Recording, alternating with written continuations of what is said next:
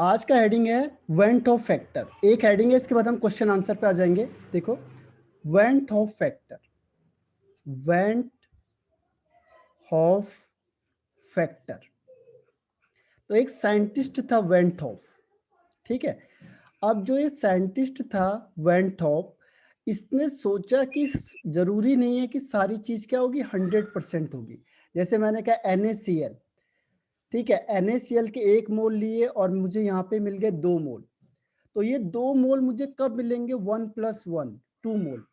कब मिलेंगे? जब ये 100% डिसोसिएशन होगा।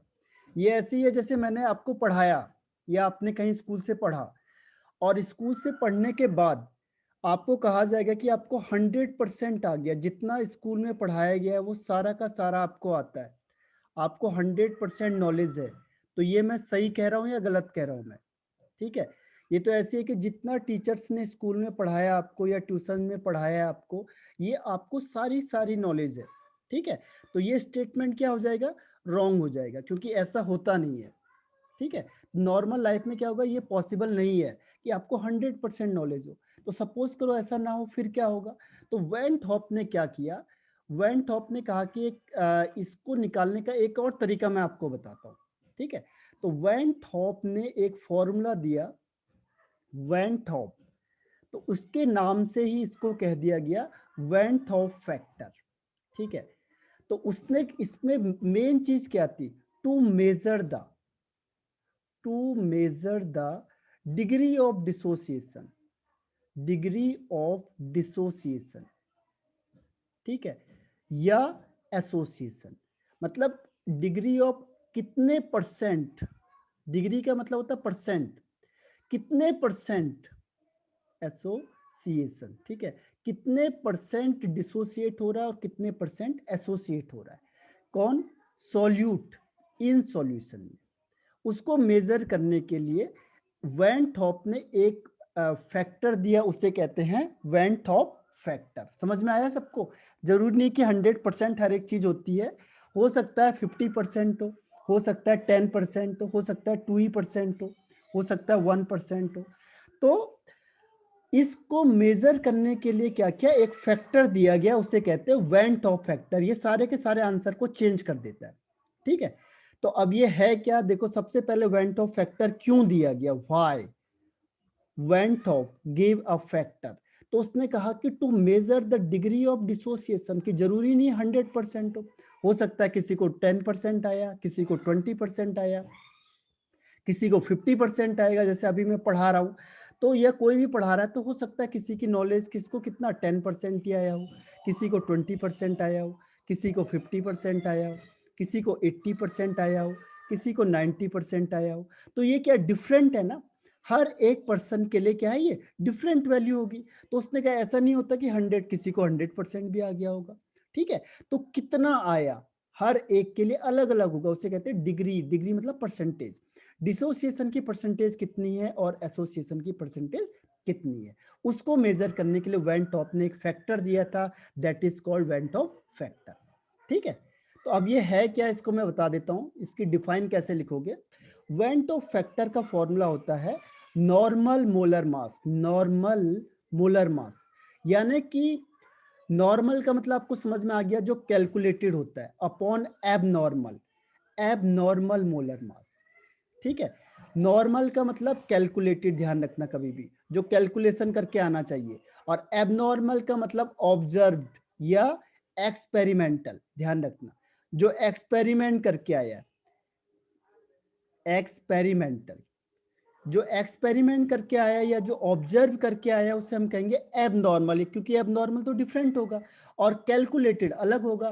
तो नॉर्मल का मतलब जो आना चाहिए था, और एबनॉर्मल का मतलब जो एक्सपेरिमेंटल है, जो ऑब्जर्व है, दैट इज कॉल्ड एबनॉर्मल। ठीक है। यहां तक समझ में आ गया? तो इसी को हम लैंग्वेज में लिखेंगे। देखो, वेंट ऑफ फैक्टर की डिफाइन क्या हो जाएगी? बस रेशियो लगा दो, बस ratio of the normal molar mass to the to the to the abnormal molar mass, ठीक है, of the solute in solution. बस सिंपल सी डिफाइन है, of the solute in solution is called van't Hoff factor. ठीक है। तो इसकी define क्या होगी कि the ratio of the normal molar mass to the abnormal molar mass of the solute in solution is called van't Hoff factor. ठीक है, यहां तक मुझे रिप्लाई करके बताना है समझ में आया वेंट ऑफ फैक्टर की डिफाइन और ये क्यों दिया गया। दो चीजें हैं, वेंट ऑफ फैक्टर की डेफिनेशन क्या है और ये क्यों दिया गया, दोनों रिप्लाई करके बताओ। ओके विनीत, ठीक है, अभिषेक, निकिता, अंबिका, वेरी गुड। तो यहां तक क्या हुआ, यहां तक जब ये आया तो इसने सारे आंसर बदल दिए। अब हमारे इसने क्या किया, सारे के सारे आंसर ही बदल दिए। इसने कैसे आंसर बदल दिए, देखो इसने जो आंसर बदले वो कैसे बदले, देखो हमारे। अब इसकी वजह से क्या हुआ कि जो आपने कॉलिगेटिव प्रॉपर्टी थी वो सारी की सारी मॉडिफाइड हो गई। तभी इसके क्वेश्चन सबसे ज्यादा, इसके न्यूमेरिकल क्वेश्चन सबसे ज्यादा बोर्ड में पूछे गए हैं। ठीक है, बोर्ड में जो न्यूमेरिकल है वो इसके पूछे गए हैं मॉडिफाइड के, मॉडिफाइड कॉलिगेटिव प्रॉपर्टीज। अगर आप अभी 10 ईयर में आपको कराऊंगा आगे कॉलिगेटिव प्रॉपर्टीज के। ठीक है, तो मॉडिफाइड में क्या हुआ, सबसे पहला था relative lowering of vapour pressure. उसका फॉर्मूला क्या था, P naught minus P S upon P naught is equal to W B into M A upon W A into M B. ठीक है, इसमें सिर्फ हमने क्या करना है, आई की वैल्यू को आगे लगा देना है बस। अब हमें पता ही नहीं चलता है क्वेश्चन में कि आई लगेगा कि नहीं लगेगा, इसीलिए इसके क्वेश्चन सबसे ज्यादा पूछे हुए। पहला पॉइंट था। सेकंड, हमने जो कॉलिगेटिव प्रॉपर्टी पढ़ी थी वो थी elevation in boiling point. Elevation in boiling point, elevation के लिए क्या फॉर्मूला था, del T B is equal to क्या था, के बी इंटू एम। अब यहाँ पे आई लगा दो आगे बस, बाकी कुछ नहीं करना है हमने, आई उसके आगे लग जाएगा। तो क्वेश्चन को देख के पता नहीं चलता है कि आई कहाँ पे लगना चाहिए कहाँ पे नहीं लगना चाहिए, इसीलिए ये फैक्टर बहुत ज्यादा इंपॉर्टेंट है। और अगर और एक्सटेंड करेंगे तो क्या होगा, यहाँ पे के बी एम को करेंगे तो W B into 1000 upon M B into W A. तीसरा देखो, डिप्रेशन इन फ्रीजिंग पॉइंट है, डिप्रेशन इन फ्रीजिंग पॉइंट। तो डिप्रेशन इन फ्रीजिंग पॉइंट में क्या था, डेल टी एफ था, बाकी तो सब कुछ सेम है। देखो के एफ इंटू एम, बस आगे आई लगा देना। ठीक है, बाकी यहाँ पे सेम आ जाएगा, बस यहाँ पे के एफ हो जाएगा। ठीक, और चौथा हमारे पास क्या था, ऑस्मोटिक प्रेशर। ऑस्मोटिक प्रेशर के लिए क्या था, pi is equal to C R T. तो इस सब के आगे आई लगा देना। तो ये आई का पता नहीं चलता हमें किसके साथ लगाना है किसके साथ नहीं लगाना है। अगर हम यहाँ पे सी को और चेंज करेंगे तो क्या होगा, N B upon V R T. इसको और चेंज करेंगे तो क्या हो जाएगा, आई एन बी को करेंगे तो weight upon molar mass into R T, और यहाँ पे वी आ जाएगी। इस तरीके से ये जो फॉर्मूला है ये पूरा मॉडिफाइड हो गया। किसकी वजह से, वेंट ऑफ फैक्टर की वजह से। तो ये पता नहीं चलता हमें आई कहाँ पे लगाना। तो आई का तरीका अभी बताता हूं मैं। ठीक है, तो ये एक चेंज होगा बस, देखो मॉडिफाइड में एक चेंज है, जो भी फॉर्मूला उसके आगे आई लिख देना है। ठीक है, अब ये कैसे पता चलेगा मुझे, जैसे मैंने आपको क्वेश्चन सेम पूछा और मैंने कह दिया कि क्वेश्चन निकालो कि कितना बॉइलिंग पॉइंट है NaCl का, NaCl के सॉल्यूशन का। तो आपको पता है NaCl कैसा कंपाउंड है, आयनिक कंपाउंड है। तो जो भी आयनिक कंपाउंड होगा उसके लिए आई कितना हो जाएगा, जैसे मैंने इसके लिए निकालूंगा तो Na प्लस और Cl माइनस, तो इसका आई हो जाएगा 2, क्योंकि 2 मॉलिक्यूल बाद में बने और पहले कितना था, 1 था। तो 1 मोल पहले था, बाद में हुआ 2 मोल। तो आई इज इक्वल टू, एक और है इसका डेफिनेशन आई की, आई का है number of particle, number of particle या मोल आफ्टर डिसोसिएशन, आफ्टर डिसोसिएशन और एसोसिएशन।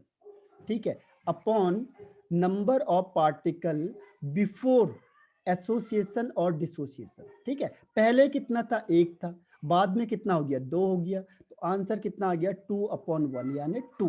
तो आंसर डबल हो जाएगा। ठीक है, तो ये आई का फैक्टर कब लगेगा, जब कोई भी कंपाउंड कैसा होगा, आयनिक कंपाउंड होगा। तो जब आयनिक कंपाउंड होगा तो उस केस में ये आई फैक्टर काम करेगा, ध्यान रखना। और एक केस और आता है CCOH, acetic acid in benzoic in benzene.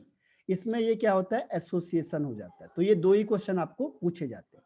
ठीक है, तो ध्यान रखना ये आपके आंसर को चेंज कर देगा। तो मैक्सिमम जो इसमें कॉलिगेटिव क्वेश्चन आए हैं तो है तो कॉलिगेटिव प्रॉपर्टीज के ही क्वेश्चन, लेकिन उसमें कंपाउंड जो दिया होता है वो देखना आपने कि ग्लूकोज, अगर ग्लूकोज दिया है, फ्रक्टोज दिया हुआ है या आपका सुक्रोज दिया हुआ है, तो वो कैसे कंपाउंड है, नॉन आयनिक, तो उसमें आई फैक्टर नहीं करेगा काम।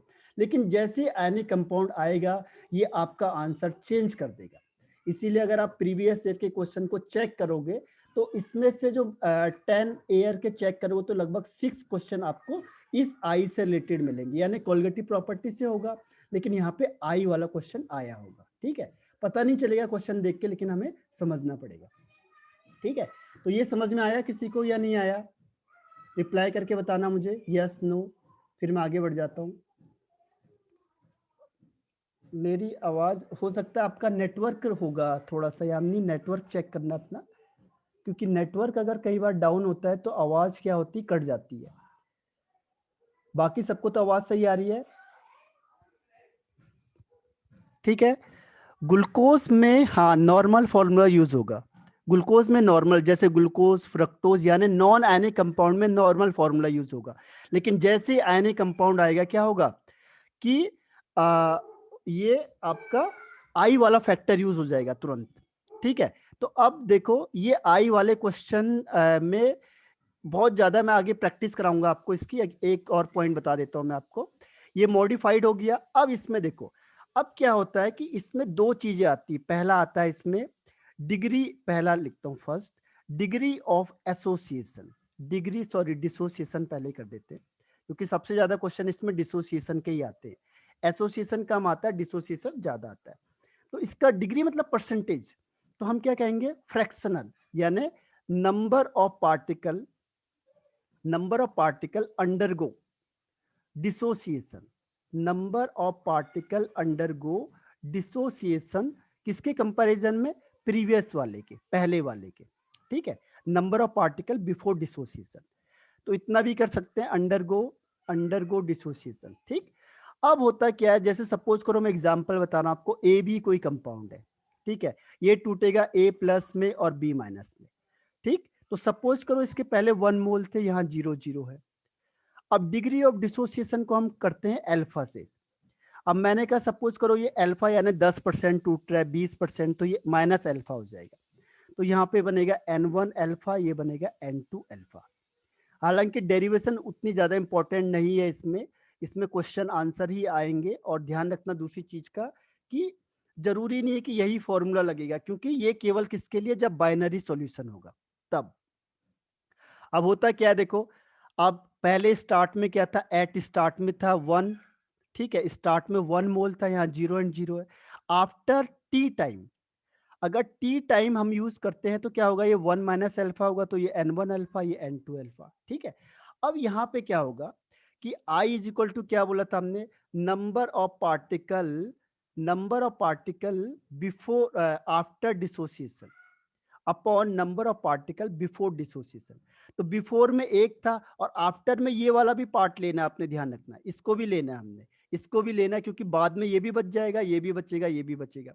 अब देखो N1 plus N2 is equal to क्या होता है, N होता है, तो ये हो जाएगा आपका 1 minus alpha plus N alpha.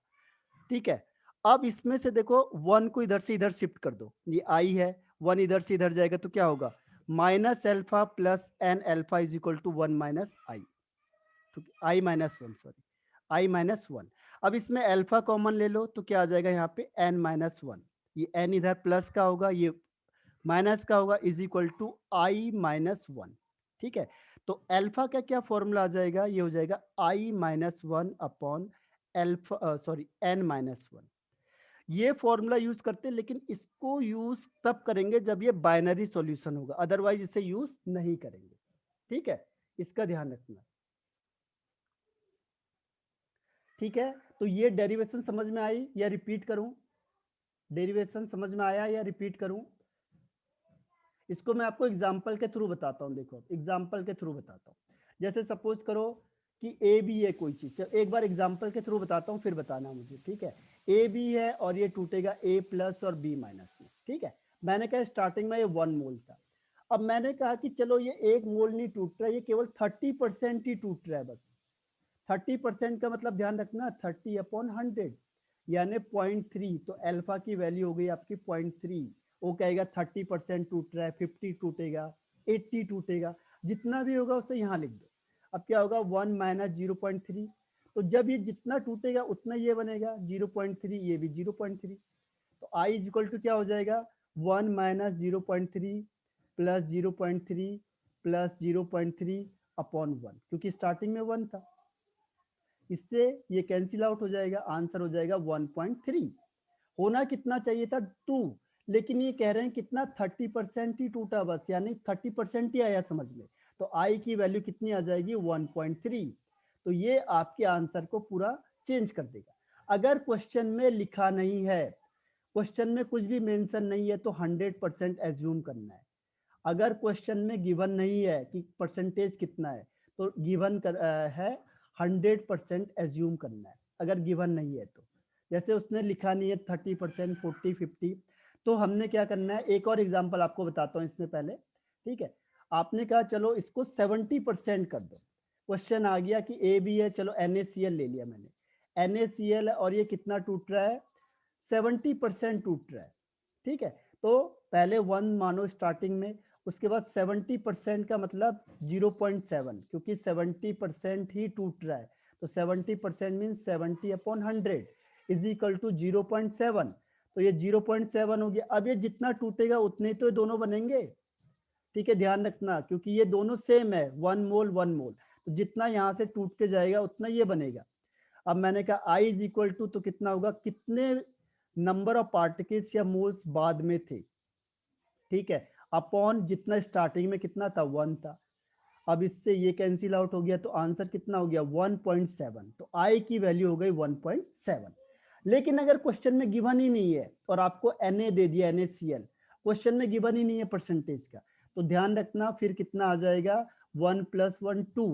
तो ये आई की वैल्यू हो जाएगी 2/1 यानी 2। तो मैक्सिमम कितना होगा 2 आएगा। अगर क्वेश्चन में गिवन नहीं है तो यहीं से आंसर चेंज होता है और यहीं पे गलती हो जाती है बहुत सारी। ठीक है, तो आप मुझे रिप्लाई करके बताओ, समझ में आया कि नहीं आया। ये सब कोशिश करके देखो एक बार। और इसके अलावा कोई रिप्लाई, विनीत? ओके, अल्फा क्या है? अल्फा है, alpha means degree of dissociation या डिग्री ऑफ एसोसिएशन।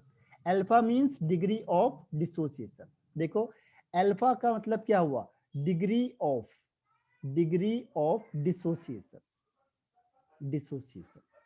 ठीक है, अब मैंने कहा आपने अभी पढ़ाई करी है अल्फा ई वाला, जैसे मैंने टॉपिक बताया आपको। अब मैंने कहा इस टॉपिक से आपको अभी केवल 10% ही आया, बस आपने कितना ऑब्टेन किया, केवल 10% ही ऑब्टेन किया। तो अल्फा इज इक्वल टू कितना हो जाएगा 0.1, यानी आपको कितना आया अभी इसमें 0.1 ही आया बस, बाकी नहीं आया। ठीक है, तो ये ध्यान रखना हमने कि अल्फा की जो वैल्यू आएगी आपके पास, अल्फा वो आएगा जो परसेंटेज में गिवन होगा। जैसे आपको मैंने कहा इस पढ़ाई से आपने अभी 10% ही सीखा बस, तो 10% का मतलब वो 10% क्या है, आपको डिग्री ऑफ डिसोसिएशन दिया हुआ है परसेंटेज में, लेकिन आपने उसे फ्रैक्शन में निकालना है। तो फ्रैक्शन में निकालने के लिए क्या करेंगे 10/100 यानी 0.1। जब हम क्वेश्चन में सॉल्व करेंगे तो ये 0.1 माना जाएगा, this is alpha. Alpha means degree of dissociation. ठीक है, ये बहुत, जैसे आपने इक्विलिब्रियम चैप्टर पढ़ा है वहां पे भी है, आपने अगर क्लास 11th में इक्विलिब्रियम चैप्टर पढ़ा है तो वहां पे भी ये है। इक्विलिब्रियम में तो पूरा इसी के बेस पे सब कुछ। ठीक है, तो इक्विलिब्रियम जिसने पढ़ा होगा उसके लिए आसान है, क्योंकि इक्विलिब्रियम का ही तरीका है। एक और चीज बता देता हूँ, जैसे सपोज करो क्वेश्चन ये नहीं दे दिया, वो क्वेश्चन को तो घुमा के देगा, वो कहे Na2CO3 दे दिया उसने, तो ये ध्यान रखना ये टूटेगा किसमें 2Na+ में और CO3 2- में। ठीक है, अब मैंने कहा स्टार्टिंग में तो 1 होगा तो 0 0 होगा। अब क्या होगा, सपोज करो कि उसने कहा ये केवल 40% ही टूट रहा है, बस ध्यान रखना 40% ही डिसोसिएट हो रहा है, पूरा नहीं हो रहा है, केवल कितना हो रहा है डिसोसिएट, 40% ही डिसोसिएट हो रहा है। तो आपने क्या करना है 40/100 करना है, यानी 0.4।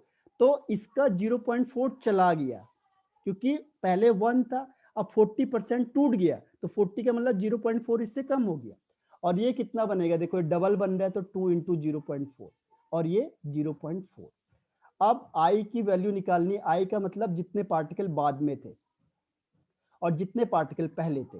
तो बाद में कितना था, 0.4 माइनस 0 प्लस 0.8 प्लस 0.4 अपॉन 1, इससे कैंसिल आउट हो गया, तो आंसर हो गया 1.8। ठीक है, तो इस तरीके से इसे क्या करना है, सॉल्व करना है।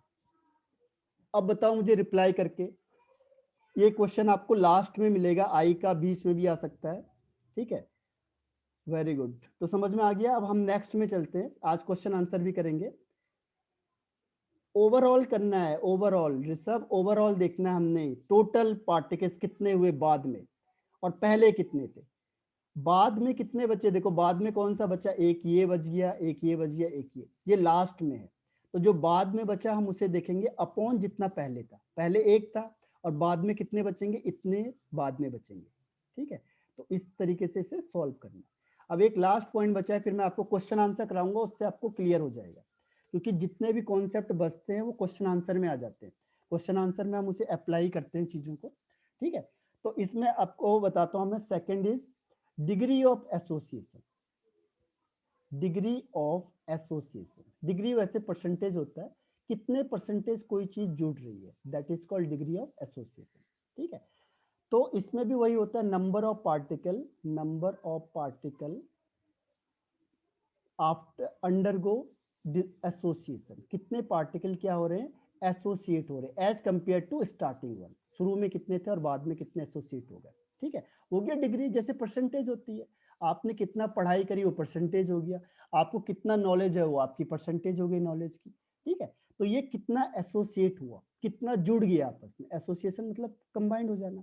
जैसे सपोज करो आपने क्या किया, किसी चीज के 2 मोल लिए, ठीक है, और वो जुड़ के 1 मोल बन गया।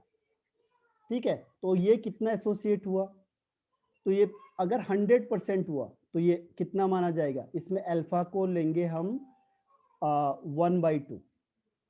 ठीक है, आधा, क्यों, पहले लास्ट ये 1 है और पहले कितना था, 2 था, तो 1/2 हो जाएगा। ठीक है, sorry, I is equal to, अगर अल्फा क्या होगा 100%, अगर अल्फा 100% एसोसिएशन हो रहा है तो आई की वैल्यू कितनी आ जाएगी, 1/2 आ जाएगी।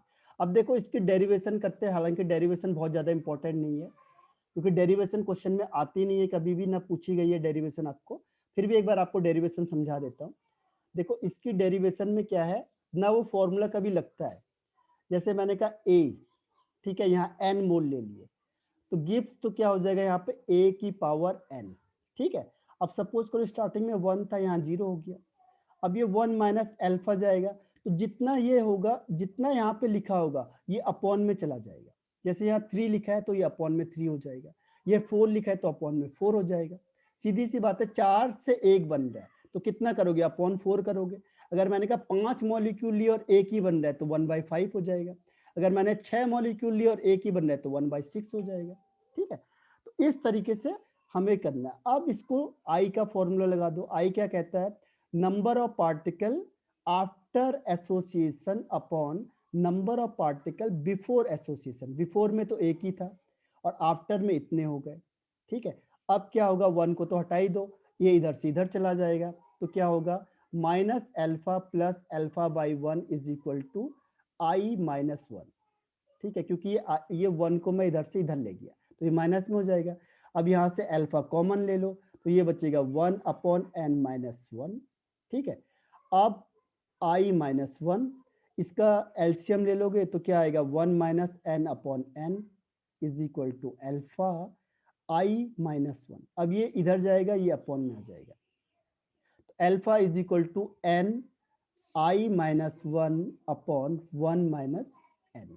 ठीक है, तो ये आपका डेरिवेशन आ गया, ये फॉर्मूला है, लेकिन आपको यूज क्या करना है, इनिशियल से ही करना है, यहाँ से।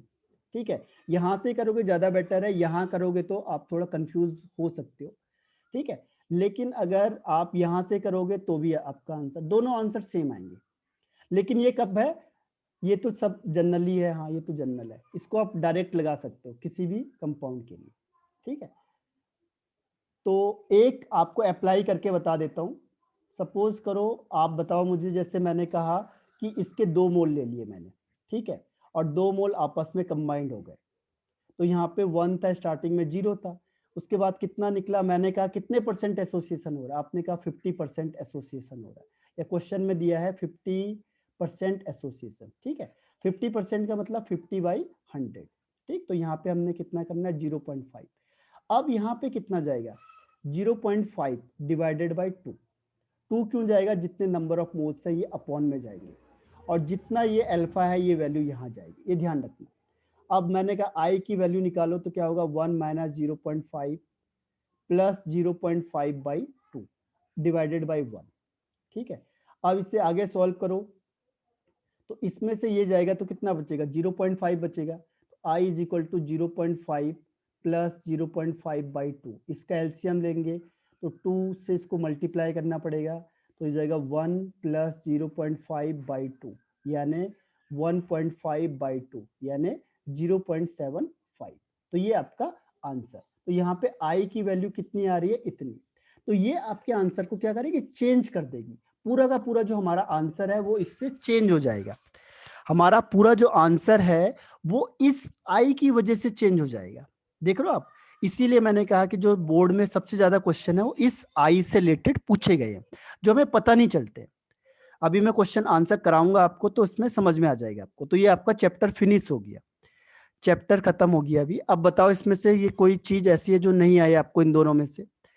आज 3 चीज बताइए। स्टार्टिंग में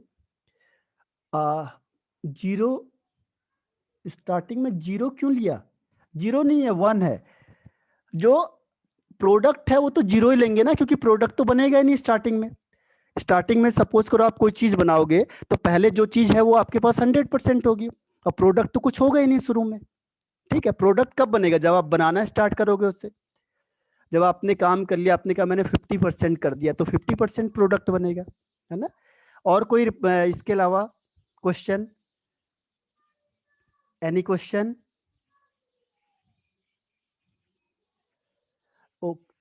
तो अब मैं आपको क्वेश्चन आंसर कराता हूं। देखो अब आ गए हम क्वेश्चन आंसर पे, ठीक है। तो अब रेडी हो जाओ क्वेश्चन आंसर के लिए।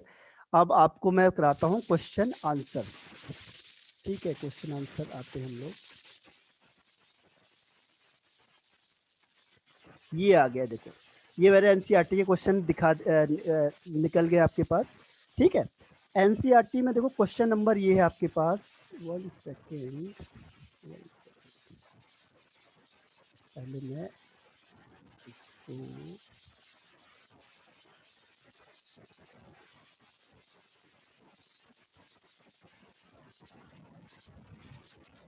अब देखो पहले है क्वेश्चन नंबर, एक मिनट, थोड़ा सा ऐसे नीचे कर दो, ये ऊपर ही कर दो, चलो यहाँ से दिख जाएगा आपको। ये देखो क्वेश्चन नंबर है 2.9। पेज नंबर आपका, पेज नंबर बुक में देख लो, मुझे ध्यान नहीं है। आपको 2.9 देखो, इंटेक्स का क्वेश्चन है, इंटेक्स क्वेश्चन है, इंटेक्स क्वेश्चन है, ठीक है। इंटेक्स क्वेश्चन है ये। अब इसमें देखो क्वेश्चन 2.9 है, इंटेक्स का ध्यान रखना। इसमें देखो क्या दिया, vapour pressure of water, water का वेपर प्रेशर, प्योर वाटर का, ठीक है। अब देखो प्योर वाटर को किससे दिखाते हैं हम लोग, पी नॉट से। तो क्वेश्चन में पहले आपने लिखना है गिवन, गिवन, ठीक है। पी नॉट की वैल्यू कितनी है, 23.8 mm, ठीक है। अब आगे पढ़ते जाओ, देखो vapour pressure of pure water लिखा हुआ है। फिर आपने क्या लिखा है, 50 kg ऑफ यूरिया, यानी कि यूरिया का जो वेट है ये दे दिया है 50 kg, सॉरी ग्राम। और यूरिया का फॉर्मूला होता है, तो मोलर मास की भी जरूरत पड़ेगी, मोलर मास है NH2CO, NH2 का हमें निकालना है, ठीक। फिर उसके बाद उसने क्या कहा, dissolve in 850 gram of water, यानी कि वेट ऑफ वाटर दे दिया है। वेट ऑफ वाटर का मतलब सॉल्वेंट हो गया, सॉल्वेंट मतलब ए, सोल्यूट का मतलब बी, ठीक है। ये आपको दे दिया 1500 ग्राम। और मोलर मास आपको पता है वाटर का कितना होता है, 18, ठीक है। इसका आपको निकाल देना, ये 60 आता है, ठीक।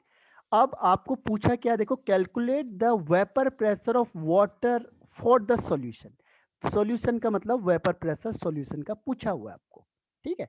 तो आपने क्या करना है, फॉर्मूला यूज करो इसके लिए, ठीक है। अब हमने फॉर्मूला पता है आपको, क्या क्या होता है फॉर्मूला, ठीक है। फॉर्मूला सबको पता है इसका क्या होता है, वेपर प्रेशर के लिए फॉर्मूला क्या होता है, ठीक है।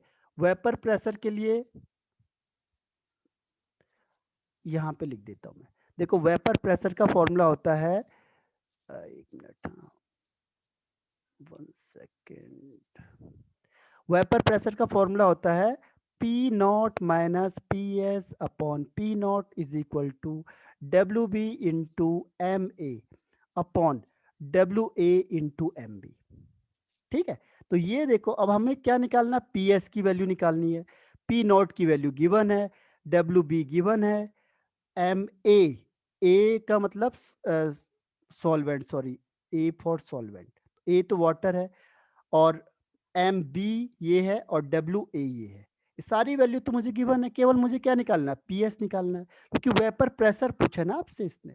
तो ये कितना हो जाएगा 23.8 minus P S upon 23.8 is equal to W B आपके पास कितना 50 into 50 M A is 18 upon W A कितना है 500 into M A sorry M B कितना है 60 है। बस इसको सॉल्व करोगे तो आंसर आ जाएगा। ठीक है, तो ये कैलकुलेशन पार्ट कर लेना, क्योंकि कैलकुलेशन ज़्यादा आपको ही करना पड़ेगा कैलकुलेशन का। ठीक है, ये समझ में आया या नहीं आया? वैसे रिप्लाई कर दो मुझे यस नो, अपने ही अनम्यूट करके, अगर किसी को नहीं आया अनम्यूट करके कर दो आप लोग। ठीक है, क्योंकि मैं वापस यस सर। ओके ऋषभ आया कि नहीं आया? देखो तो ये चलो एक बार फिर से बता देता हूँ, बहुत इसको ध्यान से देखो, फिर से देखो क्वेश्चन में क्या गिवन है आपके पास कि vapour pressure of pure water, तो प्योर वाटर का मतलब P not S, P not 23.8 mm। ठीक है, आपको यूरिया का मतलब क्या होता है, सॉल्यूट होता है, तो सॉल्यूट को बी से दिखाते हैं 50 ग्राम, और मोलर मास ऑफ बी कितना हो जाता है, मोलर मास अभी मैंने बताया 60 आएगा इसका।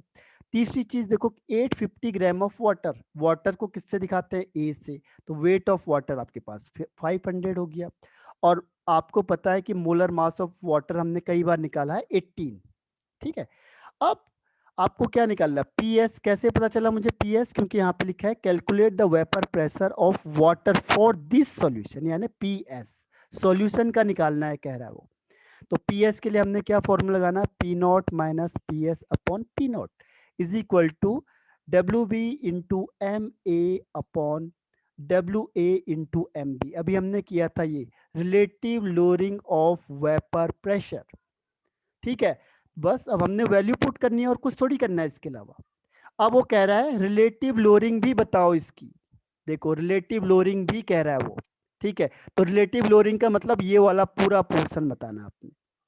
रिलेटिव लोअरिंग का मतलब आपको बताया था मैंने, रिलेटिव लोअरिंग का मतलब होता है P naught minus P S upon P not. ठीक है, तो इसकी वैल्यू के लिए हम इसी को सॉल्व करेंगे केवल। ये आया रिलेटिव लोअरिंग, और ये है आपका पीएस। तो दो वैल्यू निकालनी है आपको, एक निकालना है पीएस की वैल्यू और दूसरा निकालना है P naught minus P S upon P not. तो अब बताओ क्लियर हुआ कि नहीं हुआ, यस नो? किसी को नहीं हुआ तो एन लिख दो, वो मतलब बोल दो एन नहीं हुआ तो यस, आगे बढ़ जाएंगे। यस सर, क्लियर है। क्लियर है ना? ओके, अब देखो क्वेश्चन नंबर, हम नेक्स्ट में आ जाते हैं। क्वेश्चन इसको हटा देता हूं मैं पहले। ठीक है, अब क्वेश्चन हम चले गए नेक्स्ट वन पे। अब ये देखो क्वेश्चन नंबर आ गया 2.10 पे। सारी इंफॉर्मेशन आपको गिवन होगी क्वेश्चन में। मैंने कहा था एनसीईआरटी है तो बहुत हाई लेवल के क्वेश्चन तो होते नहीं है इसमें। क्वेश्चन क्या है देखो, पहले इसको देखो, बॉइलिंग पॉइंट ऑफ वाटर। देखो वाटर मतलब प्योर वाटर का बॉइलिंग पॉइंट दिया हुआ है 99.63% डिग्री सेल्सियस। तो यहाँ पे आपको क्या करना है, इधर लिख देता हूँ मैं। बॉइलिंग पॉइंट का मतलब क्या होता है, T B, T naught B. T naught B कितना दे दिया आपको, sorry, boiling point of water at 750 mmHg is इतना, how much sucrose is to be added to the water such that it boils at 100 degree Celsius. ठीक है, तो अगर वो बॉइलिंग पॉइंट ऑफ वाटर कह रहा है तो ये वाटर का बॉइलिंग पॉइंट आपको दे दिया है 99.63, ठीक है, डिग्री सेल्सियस। ठीक है, और देखो ये जब आपने सुक्रोज ऐड किया तो इसका बॉइलिंग पॉइंट कितना हो गया, 100 डिग्री, यानी कि जो सॉल्यूशन था वो 100 डिग्री हो गया। 100 डिग्री सेल्सियस। तो चेंज कितना हुआ इसमें? तो चेंज का मतलब आपको बताया था मैंने, जितने बड़े से छोटे की वैल्यू को कम कर दो, ठीक है।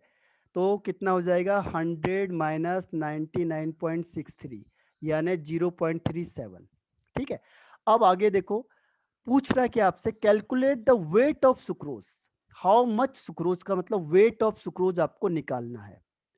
सुक्रोज मतलब सॉल्यूट, ठीक है। और क्या दिया हुआ इसने, वेट ऑफ सॉल्वेंट दिया हुआ है WA, कितना 500 ग्राम। अब ध्यान रखना सुक्रोज होता है C12H22O11। सुक्रोज केन शुगर भी इसी को कहते हैं, केन शुगर सुक्रोज, बस यही दो तीन चीजें आती है आपके पास। इसका होता है 342, ठीक है।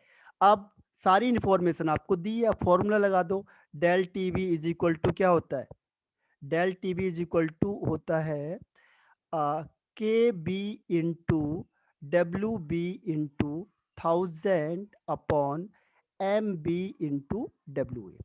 ध्यान रखना के भी दिया होता है, इसमें नहीं दिया है क्योंकि इनको पता है के भी यहाँ पे 1.86, ये क्वेश्चन में दिया होता है 100%, यहाँ नहीं दिया हुआ है। लेकिन जब भी आप कॉम्पिटिटिव बोर्ड लेवल में क्वेश्चन देखोगे तो वहाँ ये वैल्यू गिवन होती है, ठीक है। अब ये वैल्यू आपको पता है 0.7, के भी आपको पता है 1.86, वेट ऑफ सॉल्यूट आपको निकालना है into 1000 upon molar mass 342 into weight of solvent 500। बस इसको सॉल्व करोगे तो आंसर निकल जाएगा आपका, ठीक है। तो ये सर तरीका के है। भी कहाँ दे रखा? के भी नहीं दिया है इसमें, लेकिन दिया होता है ये आपको, जब आप साइड बुक देखोगे तो वहां पे ब्रैकेट में लिखा होगा, ठीक है। ये इसको इनको पता है कि ये वैल्यू सबको पता होती है, तो ये नहीं देते, लेकिन ये किसी भी साइड बुक में चेक करो आप तो वहां पे ये वैल्यू गिवन होगी आपको, ठीक है। क्लियर है यहां तक? 2.10 इज क्लियर और नॉट? यस या नो? जिसको नहीं हुआ वो नहीं बोल दो, दोबारा बताओ। Yes, sir. Okay yes sir. Okay, तो हम आगे बढ़ जाते हैं अब, ठीक है। 1 मिनट में ऑफ हो जाएगा, हम दोबारा आपने रिज्वाइन करनी है। अब देखो क्वेश्चन नंबर 2.1 पे आ जाओ। फिर देखो क्वेश्चन में पूछा क्या है, पहले आपको calculate the mass of ascorbic acid, ascorbic मतलब सॉल्यूट, तो आपको मास का मतलब WB आपको निकालना है, ठीक है। अब इसका मोलर मास निकालना पड़ेगा आपको, क्योंकि मोलर मास बहुत जरूरी है, MB। तो MB कितना होगा यहाँ पे C6H8O6। तो देखो 12 का कितना, कार्बन का 12 होता है, तो हाइड्रोजन स्क्रीन का, नहीं दिख रही, अब दिख रही है। हाँ, और 6 इंटू 16, ठीक है। तो 16 6 96 हो गया, 96 प्लस 8 हो गया 104, और 72, तो 72 का मतलब 176 के आसपास आ जाएगा, ठीक है। कैलकुलेशन फास्ट होनी चाहिए, क्योंकि अब देखो यहाँ पे KF की वैल्यू दी हुई है इसने आपको। आगे क्या कह रहा है वो, कि एसिटिक एसिड का वेट आपको दिया हुआ है 75, एसिटिक एसिड मतलब WA 75 ग्राम दे दिया, ठीक है। उसका टेम्परेचर कह रहा है लोअर्ड बाय, इतना कम हो गया 1.5, तो इसका मतलब डेल TF आपको दिया हुआ है